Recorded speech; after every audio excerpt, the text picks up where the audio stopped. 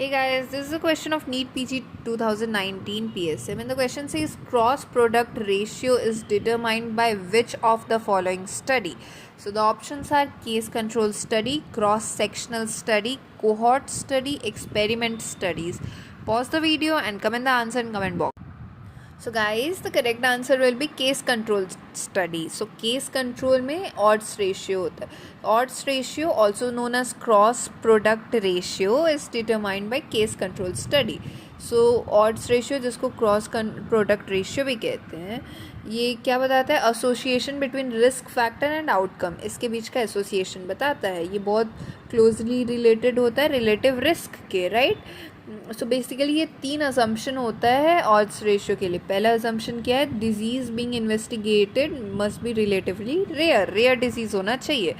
जो केस होता है must be representative of with the disease. जो डिजीज़ है वो केस को होना चाहिए और कंट्रोल को वो डिजीज़ नहीं होना चाहिए. The control must be representative of those without the disease. ठीक है, कंट्रोल को डिजीज़ नहीं है, केस को डिजीज़ है और रेयर डिजीज़ है. ये 3 होना चाहिए.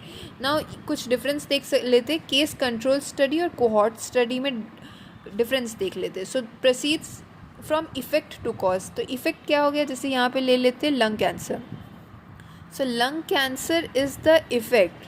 और उधर से हम लोग कॉज की तरफ, किस कॉज की तरफ जाएंगे कि लंग कैंसर किससे होता है? तो स्मोकिंग से हो रहा है. अगर हम लोग ये कॉज की तरफ जा रहे हैं इफ़ेक्ट से, तो ये हो गया हमारा केस कंट्रोल. ठीक है, केस आ गया है, उसके बाद हम लोग पहुंच रहे कंट्रोल तक. ऐसा है. ठीक है, तो स्टार्ट्स विथ द डिजीज़ पहले हो गया, उसके बाद हम लोग ढूंढ रहे कि क्या क्या प्रॉब्लम था कि इसे लंग्स कैंसर हो गया. Test whether the suspected cause occurs more frequently in those with the disease than among those without the disease. ठीक है, usually the first approach to the testing of a hypothesis, but also usually the exploratory study involves fewer number of subjects. So subject कम होते हैं क्योंकि जो disease हुए हैं उन्हें कम होते हैं. yields relatively quick result, suitable for the study of rare disease, generally yield only estimate relative risk. So odds ratio ये सब इससे ये होता है. Now cannot yield information about diseases other than the selected study. Now relatively inexpensive होता है, मतलब सस्ते होते हैं.